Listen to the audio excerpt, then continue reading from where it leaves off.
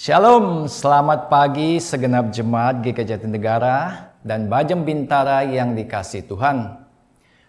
Puji dan syukur kepada Tuhan yang masih memberikan kita nafas hidup pagi ini dan diberikan kesempatan untuk bersama-sama merenungkan firman Tuhan dalam renungan Sekar Semakin Dekat Kristus edisi 29 Agustus 2023. Sebelum kita memulai renungan Sekar pagi hari ini, mari kita berdoa minta Roh Kudus untuk memimpin renungan Sekar pada pagi hari ini. Kiranya kita diberikan pencerahan melalui renungan pagi ini. Mari kita berdoa. Bapa kami yang bertata di dalam surga, kami bersyukur dan terima kasih untuk pagi ini kami semua diberikan kesehatan yang baik dan juga kerinduan untuk bersama-sama untuk belajar merenungi firman Tuhan dalam Sekar GKI Jatinegara. Kami serahkan perenungan ini Tuhan, berikanlah kami hati, berikanlah kami kemampuan, kiranya Roh Kudus memimpin kami boleh mengerti dalam renungan ini. Hanya dalam nama Tuhan Yesus kami berdoa. Amin. Jemaat yang dikasihi Tuhan Yesus, tema Sekar hari ini adalah mengasihi sesama dengan kasih-Nya. Dasar firman Tuhan dari Matius 22 ayat yang 34 sampai 40. Saya akan membacakan bagi Bapak Ibu sekalian. Matius 22 ayat yang ke-34 sampai 40. Ketika orang-orang Farisi mendengar bahwa Yesus telah membuat orang-orang Saduki itu bungkam, berkumpullah mereka, dan seorang dari mereka, seorang ahli Taurat, bertanya untuk mencobai dia, "Guru, hukum manakah yang terutama dalam hukum Taurat?" Ayat yang ke-37, jawab Yesus kepadanya, "Kasihilah Tuhan Allahmu dengan segenap hatimu dan dengan segenap jiwamu dan dengan segenap akal budimu. Itulah hukum yang terutama dan yang pertama." Ayat yang ke-39, dan hukum yang kedua yang sama dengan itu ialah, "Kasihilah sesamamu manusia seperti dirimu sendiri." Ayat yang ke-40, pada kedua hukum inilah tergantung seluruh hukum Taurat dan kitab para nabi. Jemaat yang dikasihi Tuhan, pada ayat yang ke-34 dikatakan, ketika orang-orang Farisi mendengar bahwa Yesus telah membuat orang-orang Saduki itu bungkam. Dalam ayat ini ada 3 tokoh yang menjadi perenungan pagi ini, yaitu 1. Orang Farisi, yang kedua orang Saduki, yang ketiga Tuhan Yesus. Siapakah orang Farisi? Orang Farisi adalah pemimpin spiritual Yahudi dari kelompok Hasidim yang menganggap dirinya sebagai orang yang beragama dan saleh dan percaya adanya malaikat dan kebangkitan orang mati. Sedangkan orang Saduki adalah sekelompok aristokratik Yahudi yang berkuasa di Yerusalem dan yang bertanggung jawab terhadap ibadah yang dilakukan di bait suci sebagai kaum imam. Yang ketiga, Tuhan Yesus kita tahu sebagai juru selamat dunia dan penebus dosa manusia. Tetapi bagi orang Farisi dan orang Saduki, Tuhan Yesus mereka menganggap sebagai guru.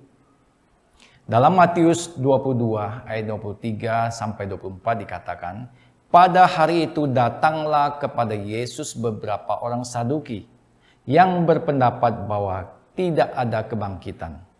Mereka bertanya kepadanya, "Guru, Musa mengatakan bahwa jika seorang mati dengan tiada meninggalkan anak, saudaranya harus kawin dengan istrinya itu dan membangkitkan keturunan bagi saudaranya itu." Sedangkan orang Farisi juga menganggap Yesus sebagai guru. Ditegaskan dalam Matius 22 ayat 34 sampai 36.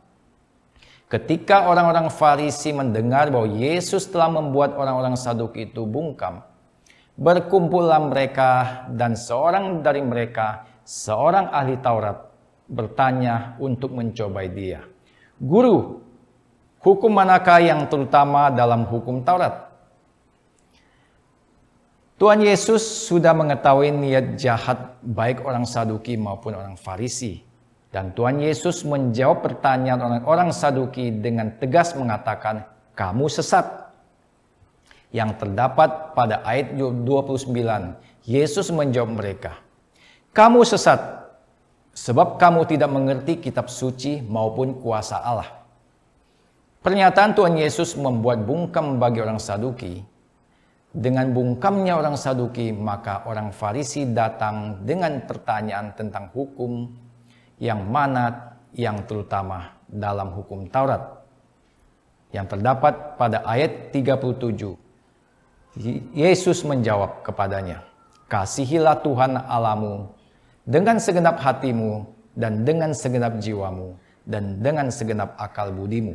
Itulah hukum yang terutama dan yang pertama. Pada ayat yang ke-39, dan hukum yang kedua yang sama dengan itu ialah kasihilah sesamamu manusia seperti dirimu sendiri.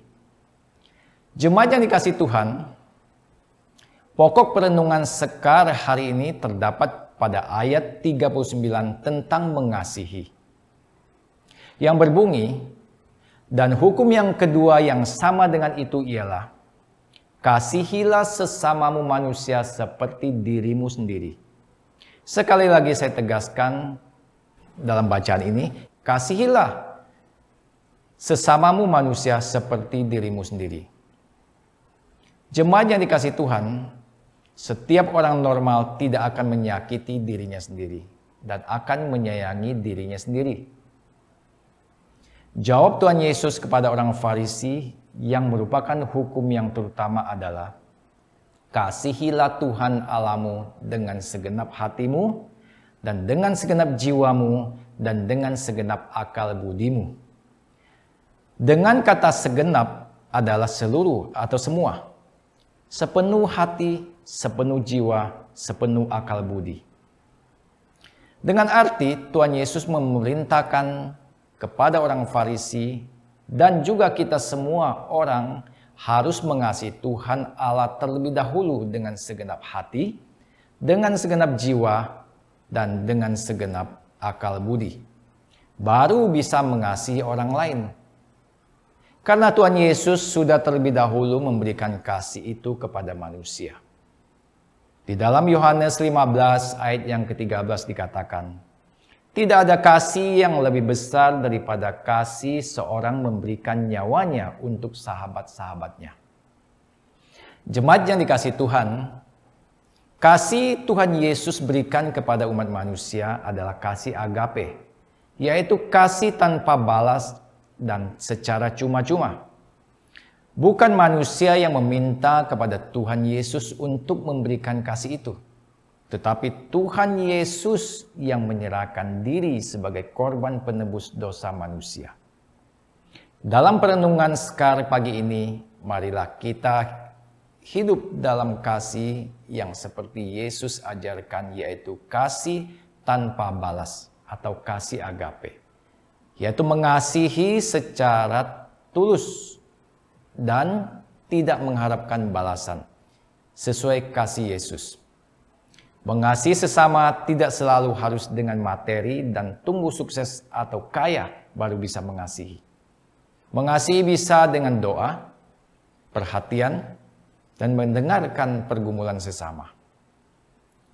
Orang kaya memberi dari kelebihannya itu biasa, tetapi janda miskin yang memberi dari kekurangannya itu luar biasa. Kiranya renungan Sekar pagi ini memberikan semangat bagi kita semua untuk memulai saling mengasihi sesama sesuai dengan kasih Yesus. Amin. Soli Deo Gloria. Mari kita berdoa. Bapa kami yang bertata di dalam surga, terima kasih untuk renungan Sekar pagi ini Tuhan. Kiranya renungan ini boleh menjadi cara hidup kami, pedoman hidup kami, yang hidupnya saling mengasihi, yang seperti Tuhan Yesus ajarkan. Terima kasih Bapa. Kiranya renungan ini boleh menjadi berkat bagi kami semua. Dalam nama Tuhan Yesus kami berdoa. Amin. Selamat pagi. Tuhan Yesus berkati.